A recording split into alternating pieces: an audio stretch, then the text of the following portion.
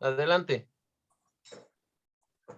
Hola, ¿qué tal? Buenas noches. Los saluda su amigo Elías Huerta y les doy la más cordial bienvenida a nuestro auditorio que poco a poco se va conectando a esta entrevista, a esta interesante entrevista que tendremos hoy por nuestra ya acostumbrada vía digital. Pues ya la pandemia no nos dejó de otra y ya llegó para quedarse esta modalidad. Así es que muchas gracias por acompañarnos en esta tarde-noche, a una más de nuestras emisiones de la entrevista semanal de Foro Jurídico.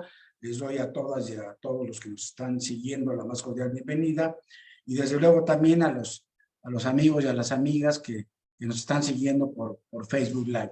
Gracias, bienvenidos. Bueno, pues hoy tenemos un programa de lujo, un invitado de lujo, un tema también de la mayor importancia, de la mayor relevancia, y le doy la más cordial bienvenida a nuestro invitado de hoy, al diputado Santiago Krill Miranda. Muchas gracias, Santiago, por darnos esta entrevista. Tú eres un amigo ya de hace muchos años y pues no habíamos tenido la oportunidad de invitarte a uno de nuestros programas antes de radio en las cabinas de Radio Centro y ahora con esta modalidad. Espero que tengamos la oportunidad más adelante de que nos vayas ilustrando con tu experiencia y con tus conocimientos.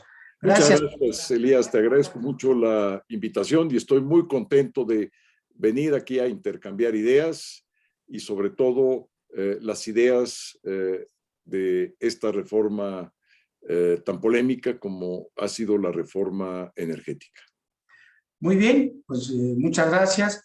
Déjenme comentarles que el tema de hoy precisamente, como ya ustedes lo saben, porque se están conectando a partir de la invitación que les hicimos a través de nuestras redes, y comentarles que, bueno, acaba de suceder esta importante, trascendente, histórica votación en la Cámara de Diputados sobre la reforma eléctrica tan polémica, tan cuestionada, que estuvo 6 meses en los medios, en el debate, y que finalmente se llegó esta votación histórica. Y bueno, pues hubo un rechazo a esta iniciativa presidencial que tiene muchas implicaciones jurídicas, políticas, y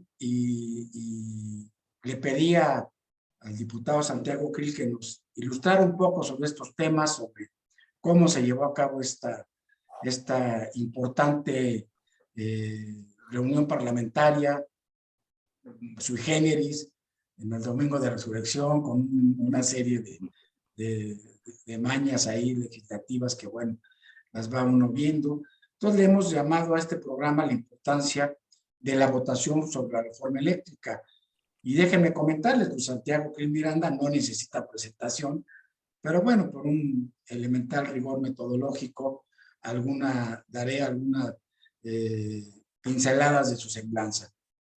Santiago Krill es licenciado en Derecho por la Universidad Nacional Autónoma de México, de la que es un destacadísimo profesor de varias materias, pero fundamentalmente de esa y de otras universidades, pero básicamente de ahí de su alma mater, pues ahora es un destacado, distinguido profesor, que me da siempre mucho gusto encontrármelo cuando hay ocasión en la mesa de firmas de profesores de ahí, de nuestra Facultad de Derecho, y saludarlo y comentar sobre los temas de la agenda nacional del momento, que él siempre está al tanto de todo. Bueno, él lo hemos conocido de origen como un muy destacado abogado, un destacado jurista que ejercita libremente la profesión, lo cual sigue haciendo, es parte de despachos muy importantes, pero bueno, a partir de que empezaron los problemas en la transición democrática de México, desde la sociedad civil, desde el Grupo San Ángel, empezó a actuar en estos temas, y de ahí para acá pues ha venido ocupando cargos muy relevantes, con actividades muy relevantes. El que yo recuerdo en primer lugar cuando fue consejero ciudadano en el IFE, de los primeros con esa conformación importante de este órgano también de la democracia mexicana que tenemos que defender, y que nos vas a hablar un poquito sobre eso, creo, al final, Santiago. Santiago ha sido diputado federal en 2 ocasiones, recién terminó sus trabajos en el IFE, fue tan relevante que, bueno, lo invitaron a integrarse al grupo parlamentario, fue diputado en esa época, fue senador de la República cuando hubo la primera alternancia en el poder en México, que ganó el presidente Vicente Fox. Santiago fue secretario de Gobernación, un secretario muy activo, muy egresado desde la vertiente de la sociedad civil.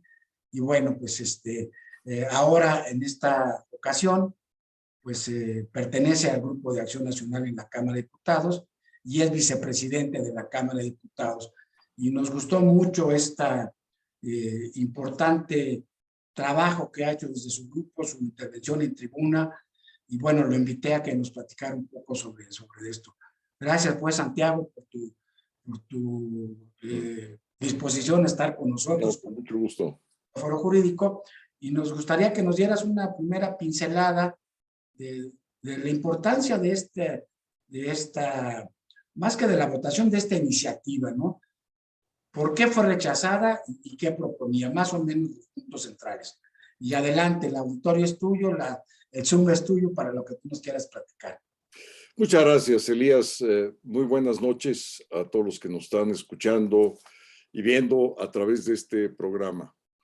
En primer lugar, habrá que decir, el mundo ha cambiado en los últimos 20 años, lo que no lo había hecho prácticamente en medio siglo. Y esto afecta pues todas las áreas de la vida, pero particularmente el área de la tecnología. Y dentro de esto, la generación eléctrica. Estamos en un mundo de transición y la generación de la electricidad es uno de los temas más relevantes. ¿Por qué? Porque es un tema que tiene un costo muy importante y por otra parte porque es contaminante. El 73% de la contaminación en el mundo tiene que ver con la generación de energía. Y es por eso que todos los aspectos relevantes del combate al cambio climático están muy concentrados en lo que es la generación de energía eléctrica. Y por otra parte, se ha convertido también en un elemento estratégico en los distintos estados. Veamos hoy mismo lo que está sucediendo en Europa por el conflicto y por la invasión de Rusia en Ucrania. Pues, ¿qué ha sucedido? Los precios del gas se han elevado, ya digamos en proporciones francamente de alto riesgo para los países por el mismo costo que ello implica y por la necesidad que se tiene de la energía en buena parte de Europa que proviene del gas que está siendo alimentado desde Rusia. Entonces, el bien de la electricidad también es un bien de carácter estratégico que tiene que ver con, inclusive, la seguridad nacional de un país. Entonces, en medio, digamos, de estos dos ejes, del eje de la modernización, del avance tecnológico y el eje de la importancia que tiene la energía y su impacto en el medio ambiente, es decir, a la salud y a su costo, es decir, presupuestos, es decir, la parte financiera, la parte que tiene que ver con contribuciones o con el pago de un recibo de luz, que es algo que nos toca a todos nosotros, es lo que está en medio de este debate. En el año 2013 se llevó a cabo una reforma que trató de generar una fórmula que permitiese, por una parte, atraer los métodos más modernos para generar energía eléctrica a través de energías renovables y que esto pudiera coparticipar las empresas privadas, junto con el Estado mexicano a través de Comisión Federal de Electricidad y con ello abrir un mercado que permitiese, por una parte, bajar los costos y por la otra, ir generando cada vez energía más limpia. Es decir, a través del sol, a través del viento. Ese fue el objetivo fundamental de la reforma del 2013. Y esto se concentra en una fórmula que se llama del despacho eléctrico, el despacho de suministro de energía eléctrica. Este despacho, en este mercado, que es un mercado regulado, no es un mercado, digamos, que solamente atiende a la oferta y la demanda, es un mercado regulado y que tiene como referente principal comprar primero la energía más barata, y así se va siguiendo a lo largo del día de acuerdo con la demanda que tiene el país de energía. Entonces empieza por la energía más barata. ¿Cuál es la energía más barata? Pues aquella que se genera a través del sol o a través del viento. ¿Por qué? Porque la fórmula está hecha para que ese costo se calcule a partir de los costos no fijos, es decir, de aquellos costos que solamente toman en cuenta el elemento del costo de la energía. Es por ello que se concentran en su costo variable, no en su costo fijo. Muy bien. ¿Qué sucede con esta fórmula? Pues que el país se va surtiendo de energía de la más barata y de la más limpia hacia la menos barata y menos limpia. Así hasta llegar al extremo, que son las plantas más contaminantes, que son las que se producen con combustóleo o con carbón, y son plantas de una antigüedad entre 20 y 35 años, entonces ya son con una de tecnología antigua. Bueno, esta situación trajo como consecuencia que la inversión privada invirtiera en el país alrededor de 40,000 millones de dólares, 800,000 millones de pesos en nuevas plantas. Esto le ahorra al Estado mexicano el recurso para poderlo utilizar en otros cajones del gasto, y también le permite al Estado mexicano contar con energía más barata y más limpia. Y así cumplir con los tratados internacionales en materia de medio ambiente y también con los tratados comerciales y de inversión que México ha suscrito desde hace varias décadas, en donde se permite las inversiones de esta naturaleza y además están protegidas por estos tratados. El presidente López Obrador propone en esta reforma un cambio fundamental. En primer lugar, él divide al mercado en dos partes. Que un mercado sea el mercado de la CFE y que pueda ser a partir del 54% del mercado total, y que para los privados pueda ser el 46 o menos por ciento de ese mercado. Entonces, en primer lugar, esto rompe absolutamente las reglas de mercado, porque no puedes tener dos mercados, un mercado de un lado y otro mercado del otro, pero además, ya sin los reguladores, es decir, sin la Comisión Reguladora de Energía o el SENACE, que es la que lleva a cabo lo del despacho, y por lo tanto, al suceder, digamos, ya la eliminación del mercado, CFE fijaría las tarifas, entonces se convierte en el monopolio porque tiene la distribución, la transmisión, la generación al más del 50% de la generación total de energía, y establece los precios. Entonces, todo el esquema que se tenía anteriormente se viene abajo, y como consecuencia de esto, ¿qué es lo que sucede? Suceden varias cosas importantes, Elías, y aquí es donde me quiero centrar, porque son las razones por las cuales votamos en contra la propuesta del presidente López Obrador. La primera de ellas, el costo de generación de energía eléctrica, si tomamos en cuenta la nueva fórmula, que es que primero se atiendan las plantas de CFE, es decir, las plantas costosas de CFE y más contaminantes, suceden varias cosas. Primero, que el Estado mexicano tendría que erogar en esa diferenciación del costo de energía, porque ahorita, en este momento está produciendo CFE alrededor del 38% de la energía total. Entonces, subir del 38% a cuando menos el 56% le cuesta al país alrededor de 100,000 millones de pesos adicionales. Esto es por el lado, digamos, del costo de la energía.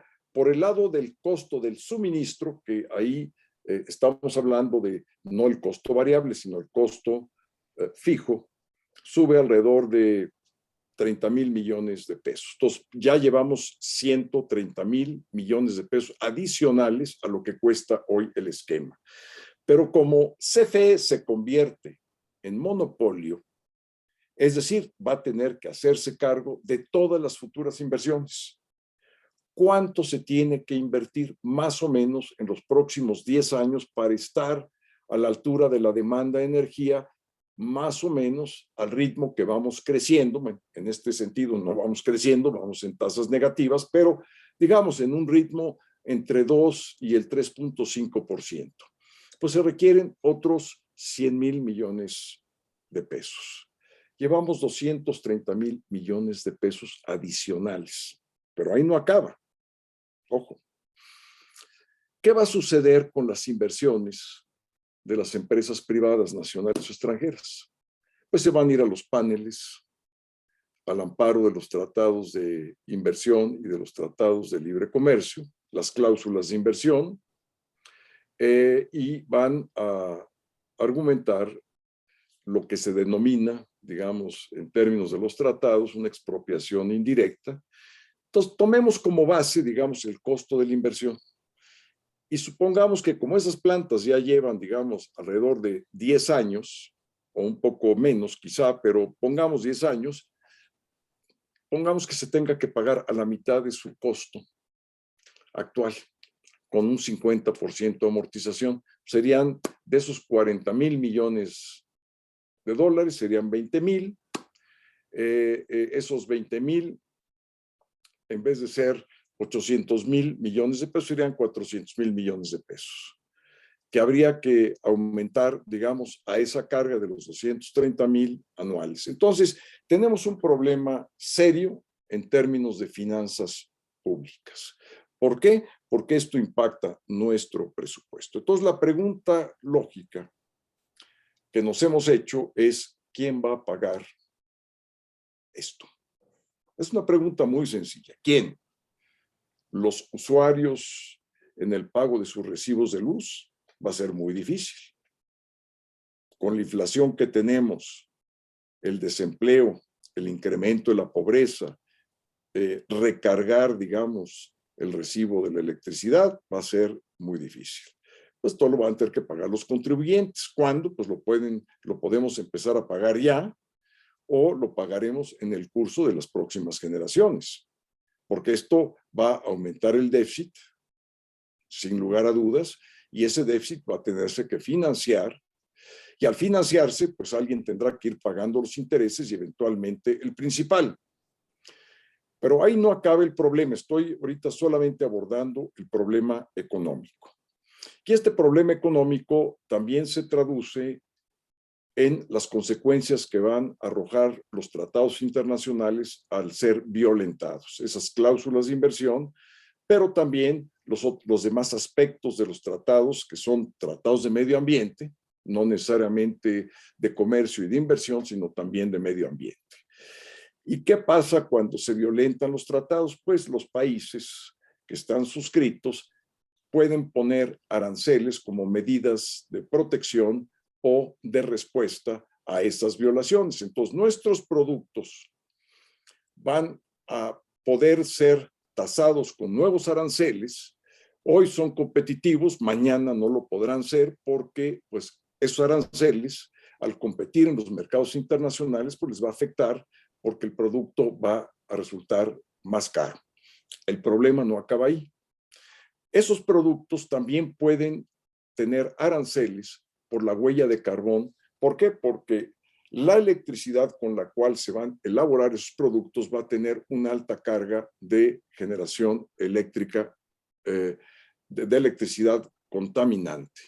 Entonces, de acuerdo con los nuevos tratados, particularmente con el Acuerdo de París, pero ya venía desde Kioto y las distintas COPs que ha habido, ya existe, digamos, un consenso a nivel internacional que para poder combatir de mejor manera el cambio climático, lo que se requiere es cada vez poner medidas más severas y con mayor rigor. Entonces, el arancel por huella de carbón también puede derivar, digamos, en un costo adicional para los productos mexicanos. ¿Cuál es el problema de todo esto? El problema es que va a afectar a la planta productiva exportadora del país. Es la más afectada. Y es, Elías, lo que mueve nuestra economía. El motor de nuestra economía es la planta exportadora. Desde aguacates hasta autopartes, hasta automóviles, todo lo que se produce en el norte del país, que son componentes o para televisores o para equipo de carácter electrónico. Hortalizas, en fin, todo lo que produce, digamos, la planta exportadora. Si la planta exportadora se ve afectada en sus costos por el incremento de la energía o por el pago de contribuciones o por la imposición de aranceles, pues va a tener, digamos, una situación de mayores limitaciones de las que tienen otras plantas productivas exportadoras en otros países y por lo tanto la inversión pues se va a disminuir. Déjame platicarte, del 2018 a la fecha, la inversión extranjera en materia de inversión en plantas de generación de energía eléctrica ha bajado el 90%. Son datos conocidos, digamos, son datos perfectamente verificables. Y esto en un contexto ya, veamos ahora la inversión del país. La inversión del país está más o menos en alrededor de 17 a 18 puntos del Producto Interno Bruto, que es lo que se invierte el país, y esto genera los empleos que el país está demandando. ¿Es pregunta? No. Nos quedamos generalmente cada año con un déficit de empleo de alrededor de 1 millón de empleos. Entonces, tú imagínate, digamos, lo que esto significa para la economía y para la salud. Y ahí es donde hay dos cuestiones que violentan los derechos humanos de manera muy severa. Primero, que vamos a producir una energía más contaminante, cuanto más, el doble de lo que tenemos hoy, del aumento del 38% que hoy produce CFE al 56%, que es lo que mandataba la reforma de López Obrador. El doble de la contaminación. Solamente para ponerles un ejemplo, y con esto acabo ya esta presentación, un solo ejemplo. La planta en Tula Hidalgo, está a 86 kilómetros de distancia del Valle de México.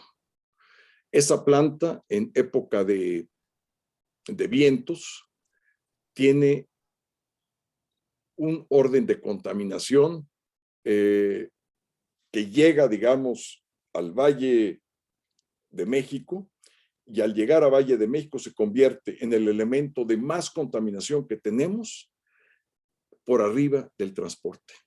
Tula, nada más Tula. Tula produce 14,000 muertes prematuras al año. Ojo, solamente Tula. Y así podríamos hablar de Salamanca u otras plazas que tienen altísimos contaminación. ¿Por qué? Pues por el azufre que contiene el combustóleo, que por cierto le llaman la leña del diablo, por lo contaminante que es el combustóleo. Pues ahí lo dejo, digamos, son solamente unas pinceladas, así un poco a vuelo de pájaro, de por qué pensamos nosotros que es inviable, que sube el costo país y que además daña la salud, la fórmula que contenía la reforma de López Obrador. Pues son datos muy contundentes, como tú bien lo dices, en la perspectiva económica y del medio ambiente, de la salud. Bueno, esto se ha venido diciendo desde hace que empezó esta iniciativa, hace 6 meses, estos porcentajes de contaminación que iban a generar si seguía adelante esta iniciativa. Pero bueno, a mí me gustaría que nos comentes un poco también. Esto es fundamental y bueno, tan es así que el embajador de Estados Unidos en una legítima defensa de los intereses de los empresarios americanos, pues también han venido denunciando estos temas que tú ya dijiste muy claramente de los juicios que íbamos a tener con el incumplimiento del TLC y de todos los conflictos que se iban a generar, porque los empresarios de buena fe norteamericanos y también hay otros tantos europeos que vinieron a invertir cantidades multimillonarias, pues seguramente entraríamos a una vorágine de litigios internacionales y nacionales, de tal manera que, bueno, pues eso fue un freno muy importante.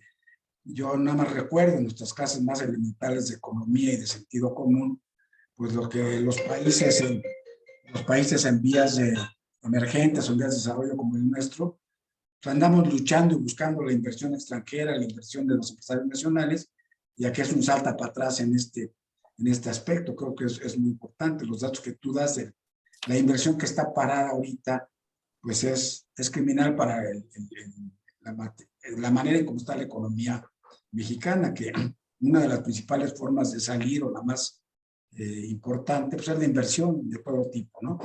Pero bueno, pero dentro de la importancia de esta votación, hay un aspecto fundamental que es el aspecto político. El hecho de que la coalición Va por México se haya mantenido unida, haya pues dado una respuesta a lo que los electores decidimos en las elecciones intermedias, de poder contrapesar esta tendencia, digamos, de un gobierno que se ve autoritario, que va contra los principios básicos del Estado de Derecho, como es la supremacía de la ley. Nadie puede ser diferente ante la ley. Gobernantes, gobernados, estamos obligados a respetar la ley como un principio fundamental del Estado de Derecho, y sobre todo la división de poderes. Entonces, bueno, aquí hay un factor político muy importante, que finalmente, por primera vez en lo que va de esta administración, se ve la seriedad pues del mandato popular que se expresó en estas elecciones intermedias, al quitarle al partido en el poder la mayoría calificada y que no pudieran estar metiendo reformas de esta naturaleza. Entonces, bueno, no sé qué nos podrías comentar al respecto, de vista a lo que nos falta en este debate político complejo, ¿no? Es muy lamentable que tú, que vienes de estas experiencias de tribuno, que hasta fuiste también diputado de la constituyente de la Constitución de la Ciudad de México, y que en todos los regímenes parlamentarios, pues así son las oposiciones y así son las votaciones, de repente los quieren acusar de traición a la patria, los 200, casi 50 diputados que manifestaron libremente su opinión, también de la mano del Movimiento Ciudadano, y que ahora pues esto tiene implicaciones políticas muy importantes. Creo que por primera vez vemos que no tenemos un presidente omnipotente y superpoderoso que todo lo puede desde su mañanera, ¿no? No sé qué comentario nos pudieras hacer al respecto, tú que eres un son politicón antes que un buen jurista. Pues mira, Elías, yo empezaría por decirte que en junio pasado la coalición Va por México obtuvo alrededor de casi 20 millones de votos. Y la coalición de Morena y sus aliados obtuvo un poco más de 20 millones. Estamos prácticamente empatados. Ahora bien, y esto es importante que se sepa, porque cuando lo digo, la gente luego se sorprende. Ya juntados toda la oposición, es decir, sumado a MC, al bloque opositor de Va por México, que es PAN, PRI y PRD, pero ya sumado a MC, el número de votos que recibimos la elección pasada suma 23 millones de votos contra 20 de Morena. ¿Qué quiere decir esto? Que somos ya más los opositores que quienes hoy detentan el poder. Esto fue lo que pasó el año pasado. Todavía López Obrador estaba, digamos, en un momento pues muy alto de su popularidad, ha regresado, pero en ese momento era cuando estaba, digamos, en sus mejores números de aquel entonces.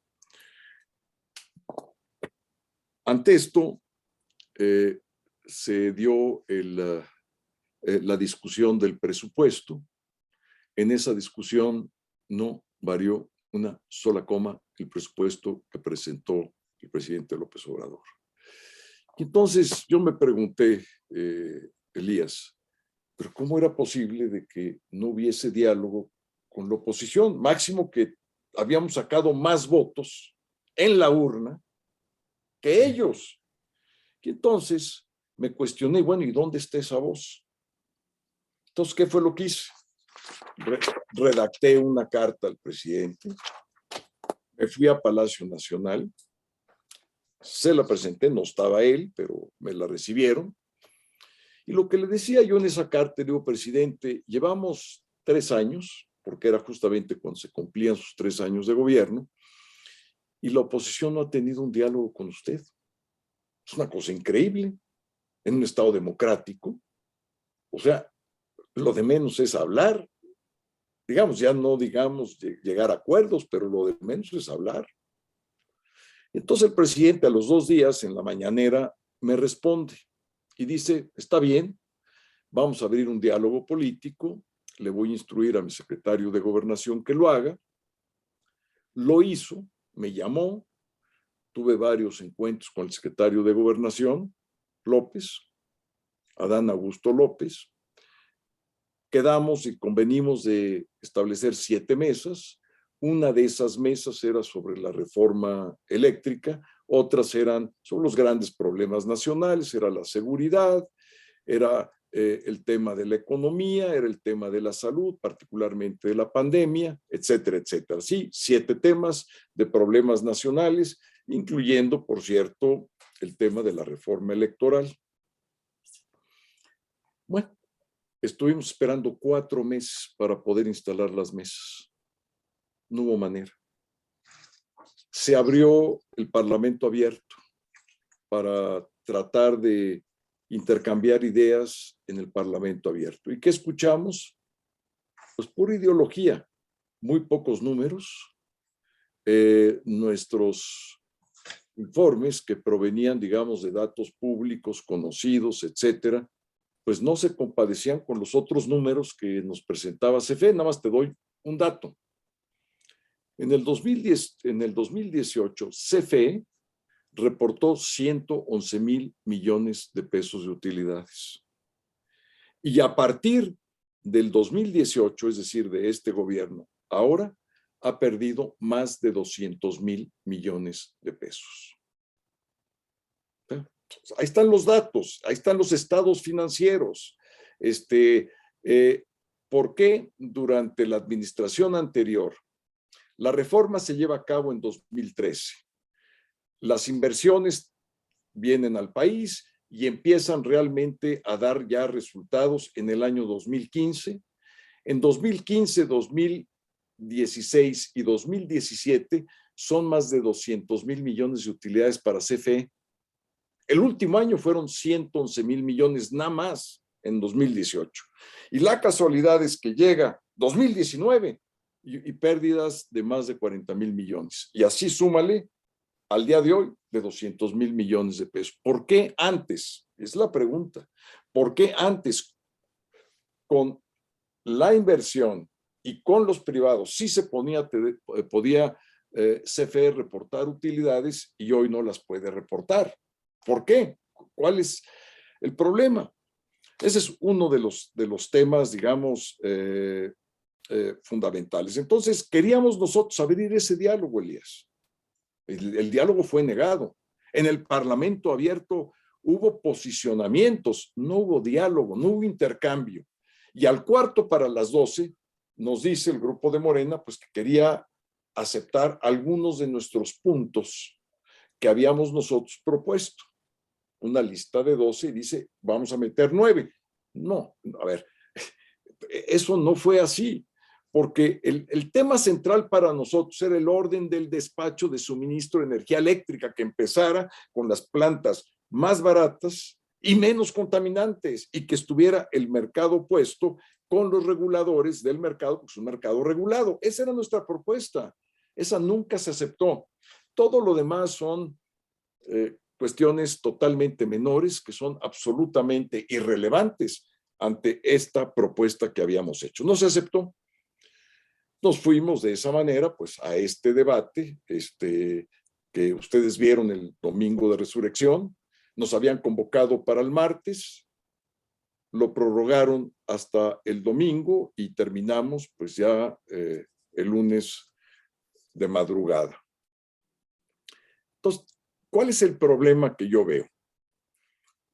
Para tratar de sintetizarlo, porque este tema es un tema, como verás, muy complejo, muy técnico, y quiero ser ya, a partir de este momento, lo menos técnico y con muy pocas cifras, y me voy a enfocar a la parte de abogados, porque, pues, me imagino que una buena parte del auditorio son juristas, doctores en derecho, maestros, en fin. Entonces quiero centrarme en eso. Magistrados, un buen número de magistrados ya nos está aquí siguiendo. Sí. Bueno, déjame decirte, nos están siguiendo de Veracruz, de Baja California, de Michoacán, de Puebla, de Jalisco, de Guanajuato, de Tabasco, del Estado de México. Muchos te mandan saludos, algunos profesores también de la Facultad de Derecho, el magistrado Napoleón Villar, el doctor Moisés Moreno, en fin, aquí algunos que el ex magistrado Flavio Galván también. Ah, cómo no, por favor, don Flavio, qué gusto. Entonces, bueno, pues están aquí siguiéndonos, de Jalisco también creo que dije, que siempre están presentes. Entonces sí, nos interesa mucho, bueno, estos aspectos que va a seguir hacia adelante, ¿no? Sí. Déjame nada más. Y de pasadita, te hago una pregunta para que en algún momento nos la respondas.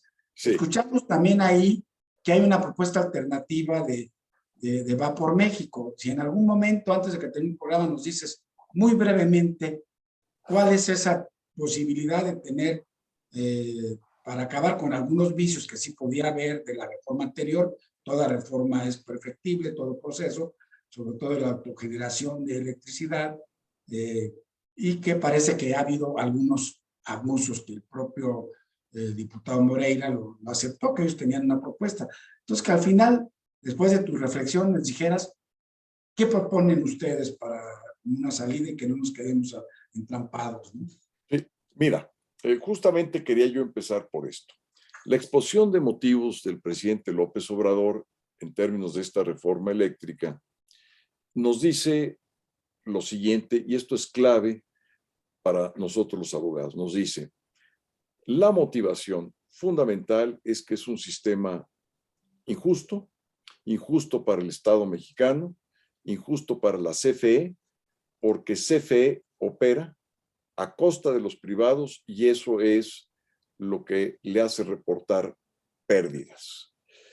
Y, digamos, la injusticia está que incurre en tres conductas los operadores privados: fraude a la ley, fraude fiscal y despojo. Fíjense ustedes lo grave que el titular del Ejecutivo motive una reforma de carácter constitucional, porque lo que en el fondo nos está diciendo que lo que causa esta reforma es que existen conductas de fraude a la ley, conductas de fraude fiscal y conductas de despojo. Pues es muy grave. Y lo que uno se pregunta, y yo me pregunto como abogado, ¿y dónde están los procedimientos? ¿Se han iniciado o no se han iniciado procedimientos en contra de quienes están simulando y haciendo, digamos, este fraude a la ley? ¿Dónde están las denuncias de carácter fiscal por la falta de pago de impuestos o el despojo, que es pues, yo me imagino que es más bien, digamos, una expresión literaria que jurídica, porque no se entiende ni lo explica la exposición de motivos. Entonces, eso es muy importante porque el presidente lo que está diciendo es que hay una situación injusta y de abuso. ¿Nosotros qué respondemos? Sentémonos y explíquenos exactamente en qué consisten los abusos. Y francamente, a través de los medios de comunicación, nos enteramos más del diálogo que podemos tener de tú a tú. Eso también hay que decirlo. ¿Y qué es lo que dicen los medios? Bueno, que fundamentalmente se concentra en lo que se llama el autoabasto. Y que en ese esquema de autoabasto se han convertido los esquemas de autoabasto en generadores de energía eléctrica para terceros, empresas, para terceras empresas. Y que eso es un fraude a la ley. Bueno, si eso es un fraude a la ley, está el debido proceso y están los tribunales y todo lo que de recursos que tiene el Estado pues, para corregir eso. Nos dicen que falta, digamos, fortalecer a la CFE. Estamos de acuerdo. Exactamente en qué áreas, de qué manera, de qué forma, etcétera. ¿En qué no estamos de acuerdo? En que nos cambien el corazón de lo que fue la reforma del 13, que es el orden del despacho. ¿Qué proponemos nosotros? Que se mantenga el orden del despacho, que se fortalezcan los órganos reguladores y que podamos hacer tres cosas. Primero, revisar el concepto de abusos a detalle, punto por punto, para ver exactamente en qué consiste ese abuso, si es un abuso extralegal, es decir, si lo que está mal es la regulación, o sea, la ley, pues que está produciendo, pues, se puede cambiar la ley. Si lo que está mal es que están haciendo una simulación y una transgresión al orden jurídico, pues se puede igualmente generar las correcciones a través de procesos o formas alternativas.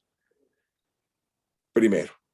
Segundo, el fortalecimiento de CFE, pues igualmente estaríamos en la mejor disposición de ver qué requiere nuestra Compañía Federal de Electricidad para fortalecerse.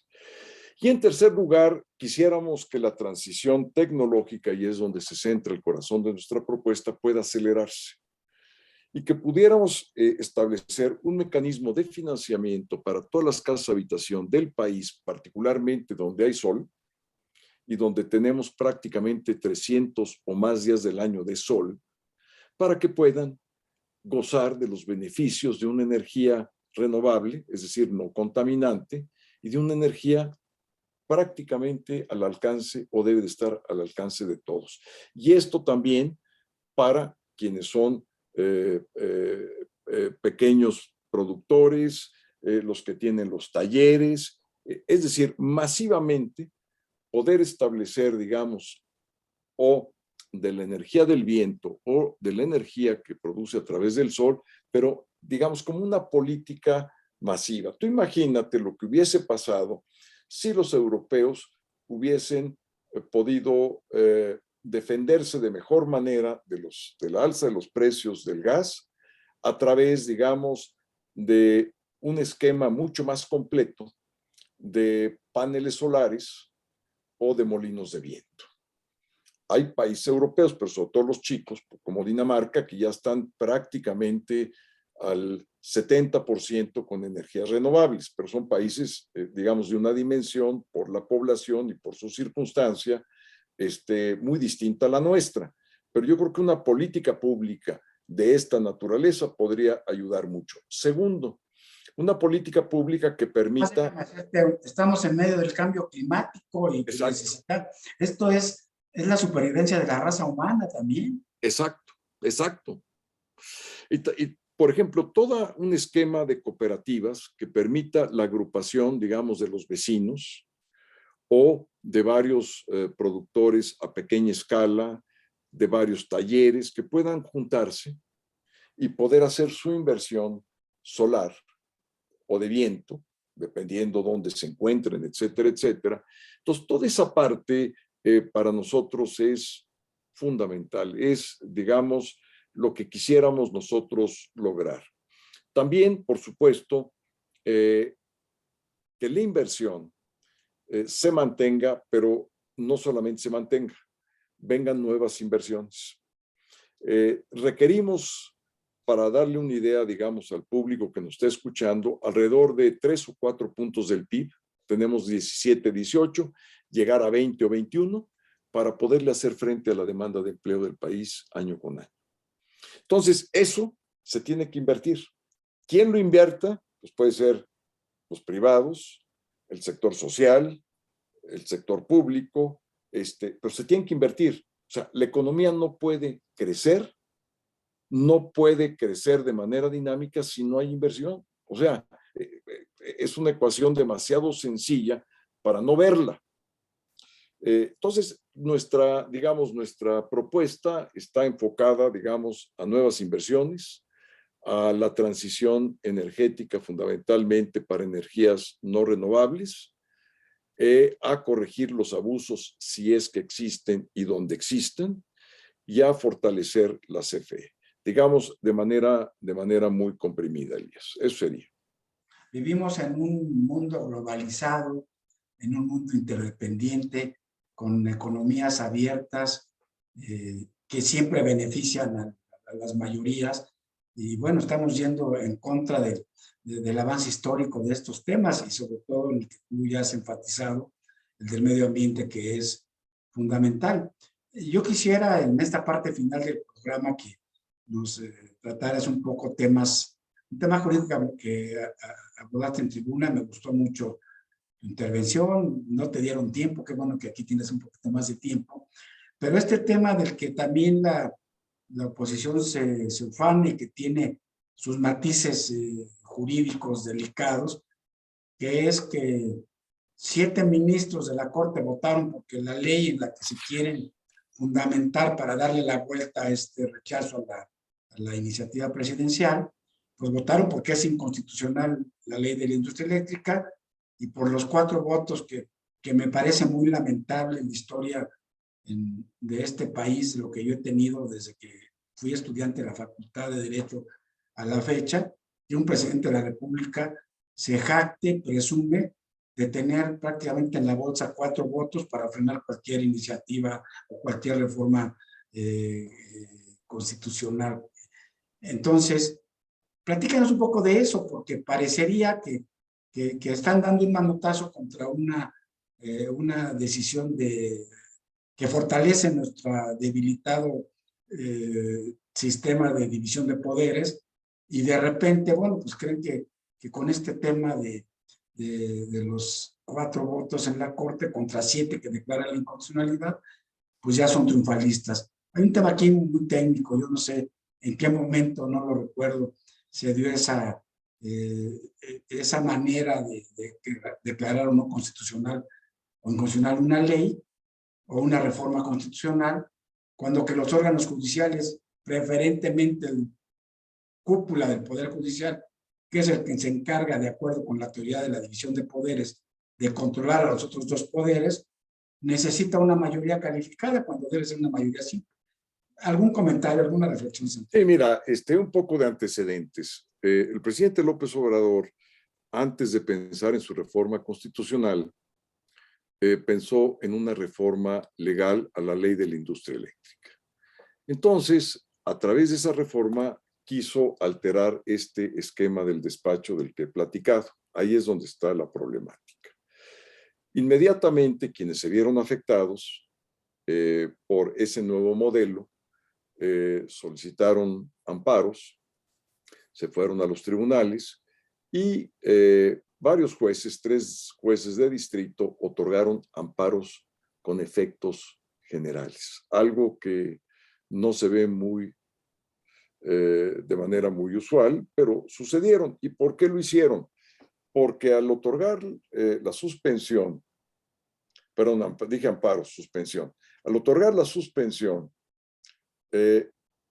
y suspender los efectos para alguien que está en un mercado, pues si suspende los efectos para ese alguien que está en el mercado, lo pone en una posición de privilegio respecto de los demás. Entonces, ese fue básicamente el razonamiento que tuvieron los jueces de distrito para darle efectos generales a sus suspensiones. Bueno. Que ya son definitivas, además. Sí, además, en algunos casos, otras las revocaron los colegiados, Elías. Pero todavía están vigentes. Es más, las reformas a la ley de la industria eléctrica todavía no se pueden llevar a cabo porque las suspensiones existen y van a existir todavía por bastante tiempo. Bueno, el presidente, al ver toda esta, digamos, actividad procesal, llamémosle así, dijo, pues muy fácil, vamos a hacer la reforma. Y previo a la reforma, la Corte analizó una acción de inconstitucionalidad que presentó el Senado de la República, una minoría del Senado en su derecho constitucional de acuerdo con el 105, y que atacaba la reforma, el despacho, lo mismo, el mismo esquema.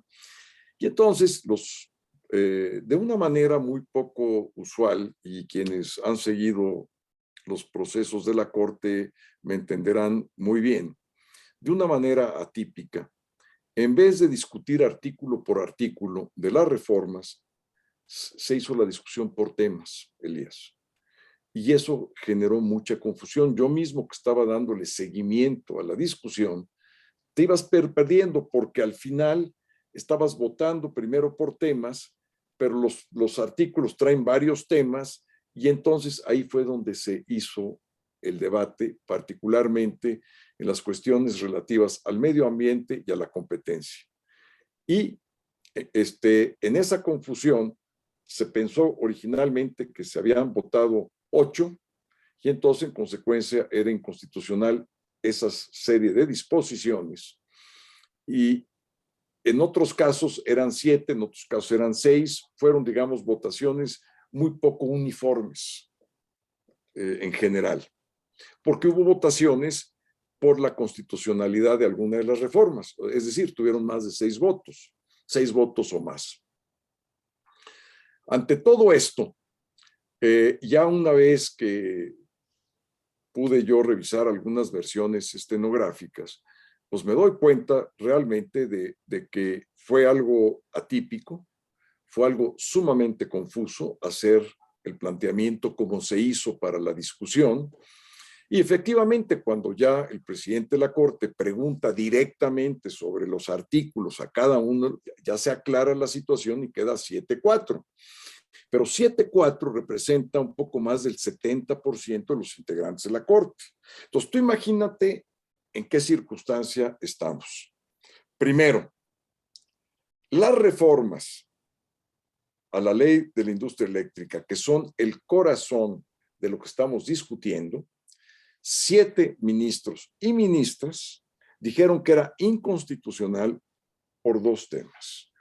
Uno, porque violentaba las disposiciones del medio ambiente, de vivir en un ambiente sano, artículo 4 de la Constitución y todos los tratados internacionales que te puedas imaginar, y porque se estaba violentando la libre concurrencia, que es otro de los principios constitucionales que se van repitiendo en los distintos artículos, particularmente el 28 constitucional. Entonces, teníamos 2 problemas ahí, ya digamos de constitucionalidad. Ellos los argumentan de una manera mucho más técnica de lo que yo lo he expuesto aquí. Se meten, desmenuzan cada una de los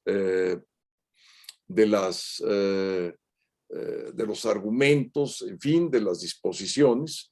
Y una vez que esto se da, empiezan a emitir sus opiniones. Entonces, ahora resulta que tenemos que la gran mayoría de los integrantes de la Corte dicen que el esquema de López Obrador, por decirlo de una manera sencilla, es inconstitucional y que fue, por cierto, parte de las razones que yo esgrimí en esa breve intervención y que esgrimieron muchos de mis compañeros y compañeras diputados de la oposición. Entonces, ¿qué tenemos ahorita? Tenemos una ley de la industria eléctrica suspendida por varios amparos que, por cierto, ojo, por varias suspensiones, pero por amparos, por cierto, que pueden llegar eventualmente a la Corte. ¿Y sabes dónde se van a ver, Elías? En salas. Y entonces puede cambiar la votación. Y si se logra 4 votos en la sala, de acuerdo con las reformas, las últimas reformas al Poder Judicial, va a haber jurisprudencia. Imagínate, digamos, las circunstancias que estamos viviendo. Bueno, pero ahí no acaba el problema. ¿Por qué? Porque hay todavía controversias constitucionales en curso.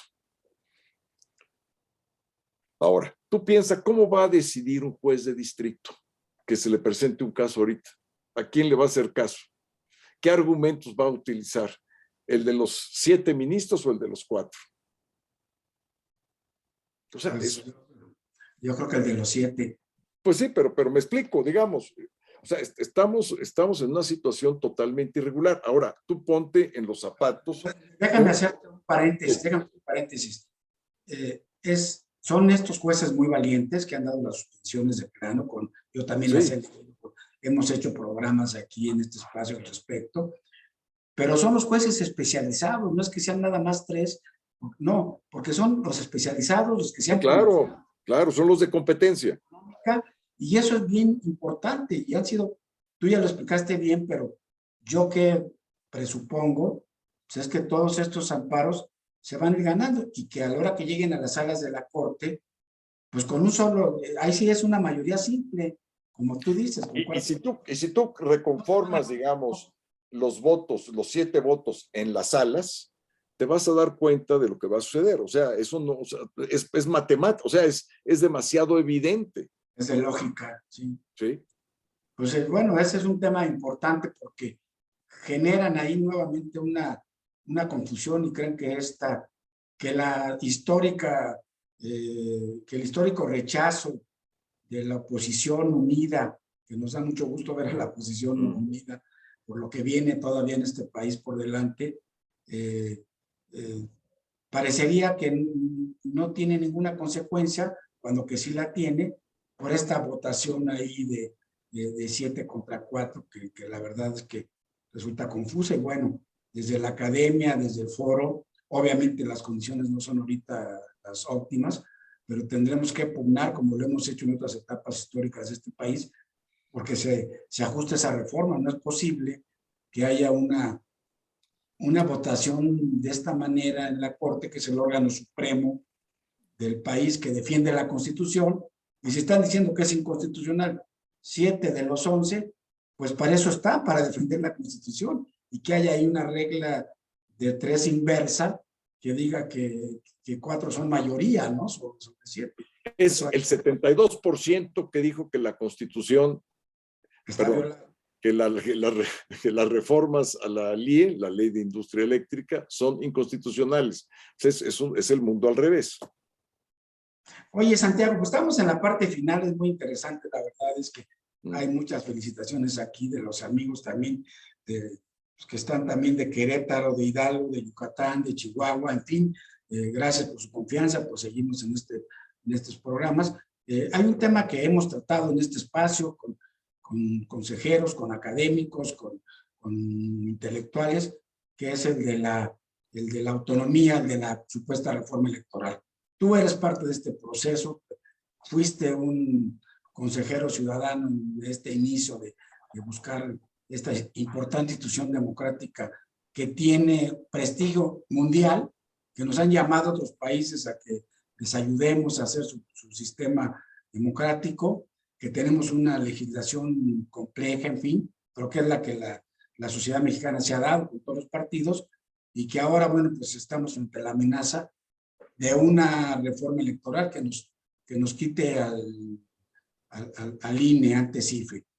Y a mí me parece que una de las importancias que tuvo esta votación sobre la reforma eléctrica es que esperemos que sigan firme esta coalición, Movimiento Ciudadano, y que no vaya a pasar esta reforma electoral que nos pretende llevar a la época de las cavernas, en algo que tenemos 30 años, que no nos lo dio ningún presidente, que es un producto de todos, de toda la sociedad mexicana, de todas las fuerzas, en fin, no sé qué reflexión nos pudieras dar al respecto. Mira, yo coincido, Elías, plenamente contigo.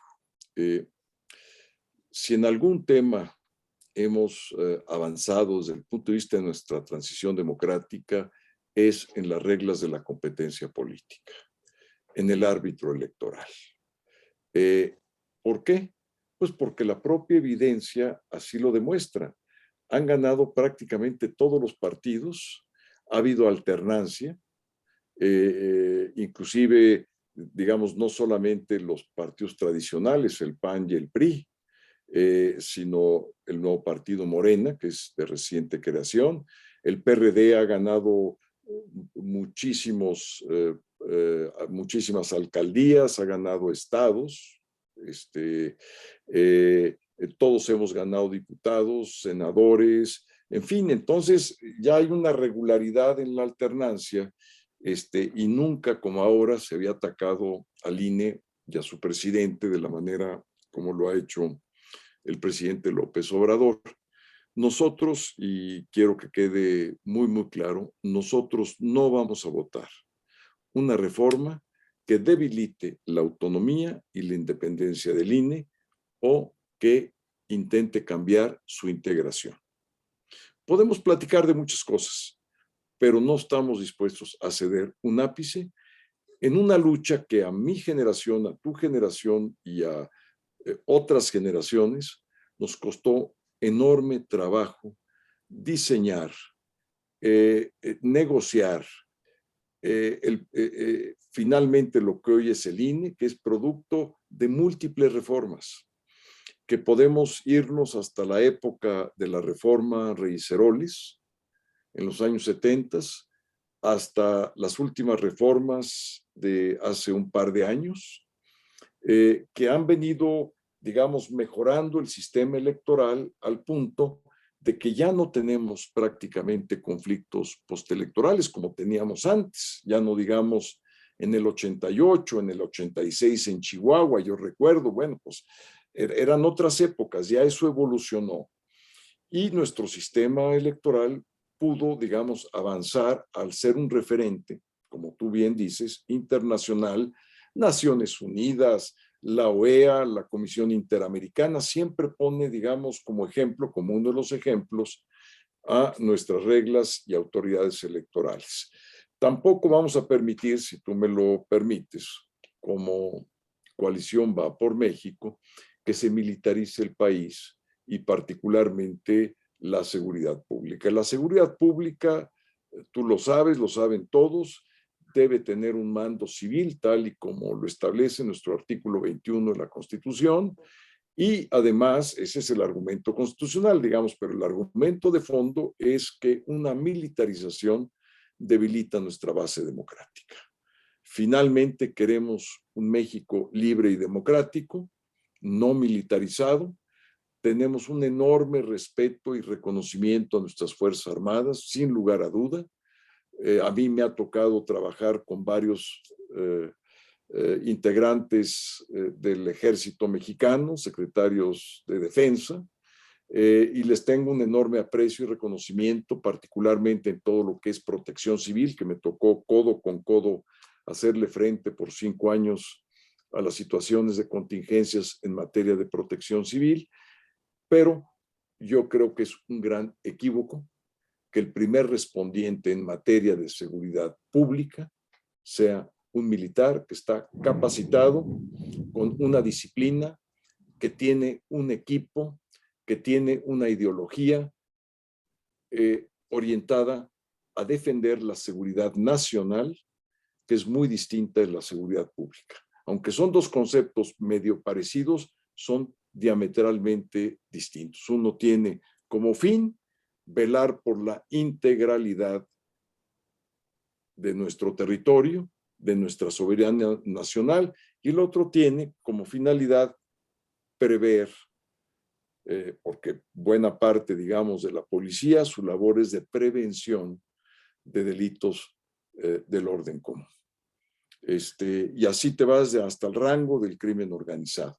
Pero fundamentalmente lo que estamos hablando es de quien está, digamos, a cargo y tiene la responsabilidad de cuidar nuestras vidas, nuestros patrimonios en el día a día, en nuestras calles, en nuestras casas, en los jardines, donde estamos con nuestras familias. Entonces, todo esto es lo que vamos a defender nosotros como Coalición Va por México. Vamos a defender las instituciones que hemos creado con mucho, mucho esfuerzo, el INE, el Banco de México, las autonomías de las universidades, que quede muy claro, la autonomía de nuestra máxima casa de estudios, lo que deriva de esa autonomía, que es la libertad de cátedra, pero también queremos recuperar la CNDH, recuperarla con la autonomía que había tenido. Por supuesto, el IFAI o el INAI hoy en día, que es el Instituto de Transparencia, lo vamos a cuidar mucho. Nuestras agencias estatales de los datos nacionales, fundamentalmente el INEGI y el Coneval, que está encargada de medir nuestras políticas públicas, particularmente las políticas sociales. Vamos a cuidar la Comisión Federal de Competencia Económica, el Instituto Federal de Telecomunicaciones y en general todos los órganos de autonomía constitucional que a nuestra generación le ha tocado ir construyendo uno por uno, que es el México moderno, es el México de avanzada, son los pilares de nuestro sistema de libertades y de democracia. Entonces, ahí es donde queremos centrar nuestra defensa como Va por México, como coalición política. Y por último, es una coalición inédita, porque no solamente es una coalición electoral, es una coalición ahora de carácter legislativo. Es la primera que existe en el país de esta naturaleza política, porque generalmente se habla de coaliciones electorales, en este caso es una coalición legislativa. Pues ojalá sigan en esa línea. Déjame, ya se nos acabó el tiempo, pero bueno, están todavía conectados prácticamente los mismos. Déjame hacerte una pregunta final antes de despedir el programa. He venido dándole seguimiento a tus participaciones que haces en tus redes. Me gustó mucho la que hiciste sobre la revocación de mandato, como tú bien dices y todos decíamos, pues se desnaturalizó porque fue ratificación de mandato que parece ser, pues no les resultó para nada exitosa porque el 80%, poquito más del 80% del electorado no fue a las urnas a renovar ese 50% del que presume el presidente de la República. Y por otro lado, en menos de 15 días, pues se da este revés, este rechazo de esta iniciativa que tú ya bien nos has comentado. ¿Cuál sería tu comentario político al respecto, de vista a lo que viene, seis cambios en gobernaturas, la elección de 24, la supuesta pretensión de poder tener un pretexto para una reforma legislativa de reelección del Ejecutivo? En fin, ¿cuál sería una reflexión final sobre esto? Mira, para nosotros, digamos, es muy claro el objetivo. En primer lugar, mantener cohesionada la alianza política de los tres partidos, irla ampliando lo más que sea posible, sea con otros partidos y con organizaciones sociales. ¿Y cuál es el objetivo? El objetivo es ir enfrentando nuestros procesos electorales unidos, con los mejores candidatos posibles y eventualmente arribar al 24 con una sola candidatura de mujer o hombre, que pueda ganar las elecciones y que podamos constituir, que esto es muy importante, un gobierno de reconstrucción nacional. He estado yo hablando de las instituciones que estamos defendiendo, que enuncia nuestra Constitución, pero hay muchas instituciones que no enuncian nuestra Constitución y que han sido destruidas. Seguro Popular, estancias infantiles, refugio para las mujeres maltratadas, escuelas de tiempo completo, políticas públicas que fueron funcionales, que tenían transparencia, que se manejaban con padrones perfectamente auditados, cuyos recursos iban, digamos, al objetivo concreto, medidos por Coneval, y toda la parte, digamos, que tiene que ver con la administración pública. Entonces, vamos a enfrentar en 24 la reconstrucción de un país, de sus instituciones, la defensa de nuestra Constitución y particularmente de los derechos humanos. Y es por eso que cuando hice yo mi intervención en la tribuna de San Lázaro, pensé, Elías, ¿qué era lo que más afectaba esta reforma? Y lo que más afecta son los derechos humanos a la salud y a tener una energía accesible. Y eso es fundamental porque la energía eléctrica hoy en día es un insumo que te permite tener una mejor calidad de vida. Y eso se llama bienestar. Y por lo tanto, pues esos son los afanes que tenemos como Coalición Va por México, que todos están incluidos. No somos una coalición que divide, no nos gusta la división, nos gusta sumar, es la operación matemática que nos gusta hacer, y es una coalición plural, lo que implica que hay muchos que pensamos distinto, pero que en lo fundamental podemos estar unidos. Y espero que así nos podamos mantener y hacer ese gobierno de reconstrucción nacional que tanto le hace falta al país. Santiago, pues despido el programa, primero agradeciéndote tu participación valiosa, interesante. Hay muchas felicitaciones aquí de pasadita por tu intervención, me felicitan a mí, pues yo no tengo muchas gracias. El mérito de haberte convencido de que estuvieras con nosotros. Quiero decirte que como académico, como demócrata que soy, como la mayoría de los que estamos aquí participando, nos interesa seguir en esta línea, nos interesa que se respete el Estado de Derecho, nuestro debilitado Estado de Derecho, que sea una realidad la división de poderes que está tan cuestionada hoy en día con las actitudes que tiene todos los días el presidente. Y bueno, deseamos mucho que esta coalición Va por México siga adelante, que ojalá Movimiento Ciudadano siga con ustedes, que se pueda sumar, porque también es un grupo importante de mexicanos también valiosos y demócratas, y ojalá esto pueda seguir adelante.